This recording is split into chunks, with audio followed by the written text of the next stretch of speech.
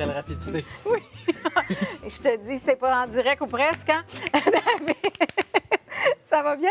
Ça va bien, merci beaucoup, Oui. Christine. Je suis contente qu'on parle du Petit Prince et du livre de Marc. Marc, Oui. c'est un bon ami à moi. Et je le trouvais très audacieux d'écrire. Audacieux, tu penses? Oui. Hey, je te dis, c'est quelque chose. Là.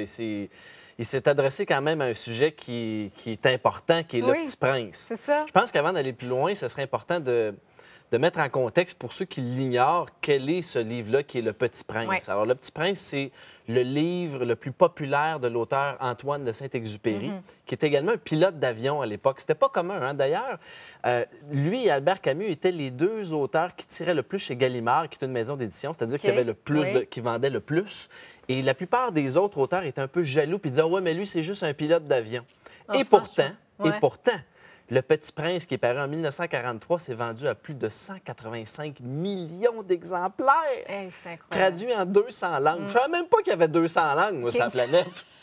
200 langues. Et si vous peux-tu ne croire? l'avez pas lu, c'est sûr que c'est un must, Le Petit Prince. Qu'est-ce que tu as le plus aimé, toi, de ce livre-là? Bien, sais-tu quoi? C'est de le relire, j'ai envie de te dire, parce que lors d'une première lecture, on capte certaines choses, Ouais. puis après ça, on va plus loin. Puis les choses qui restent vraiment...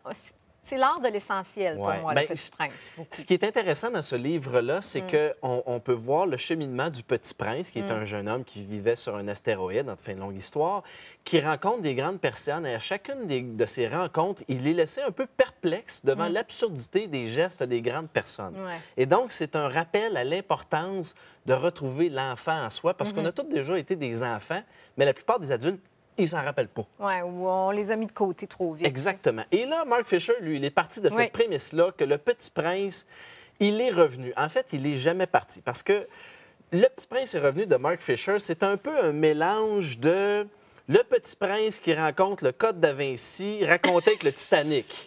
C'est big. Là, Ça, c'est tu sais. tout à fait Marc, C'est d'ailleurs. tout à fait Mark Fisher. là. C'est très, très, très intéressant parce que d'un, c'est un suspense qui te laisse en haleine pendant tu tournes les pages Ouais. à la vitesse de la lumière. Mais non seulement ça, c'est raconté par une octogénaire qui a rencontré Saint-Exupéry en 1944. Ouais. Et là, l'action se passe, en fait, le début du film en 2004.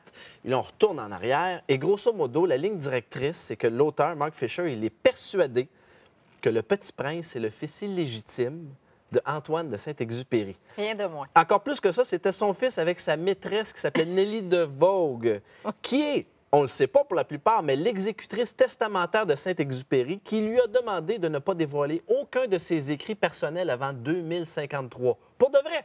Puis c'est pourquoi donc ça va être disponible en 2053? Ben, c'est Saint-Exupéry qui a C'est lui décidé ça. décidé Et lui, je pense qu'il a dit ça parce qu'il voulait pas qu'il y ait d'histoire avec les héritages et tout ça, parce OK. qu'il a quand même fait beaucoup d'argent. Il était très fortuné, cet homme-là. Et l'histoire, grosso modo, c'est Saint-Exupéry qui part à la recherche de son fils, De son le petit Petit prince. Prince, Ouais. exactement, avec cette femme-là qu'il a rencontrée dans le désert en Égypte. Ouais. Et là, il leur arrive toutes sortes d'aventures. Ils ont un crash en avion, il y a des sauts, une invasion de sauterelles, ils rencontrent des bédouins dangereux qui veulent les brutaliser puis les exécuter. On dirait que tu inventes au fur et à Ça mesure. n'a pas de bon sens, mais le pire, c'est que moi, je lisais ça, puis j'étais comme, mais voyons donc, ça n'a pas de bon sens, qu'est-ce qu'il écrit là, mais c'est tellement bon, Ouais. et ça fait tellement vibrer, et plus que tout.